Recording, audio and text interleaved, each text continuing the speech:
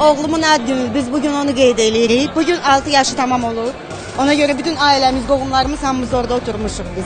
Kameramızı görən kimi kənara çəkilən Dadonu Natavan Həbibi yanına səslədi. Buyurun Dado Bey, buyurun.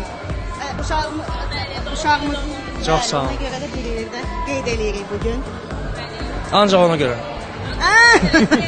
Yalnız övladı üçün bir araya gəldiklərini deyən Nata ilə Dadonu yan-yana görmək çox xoşdur. Xoşdur yoxsa yox? Çox sağ olun.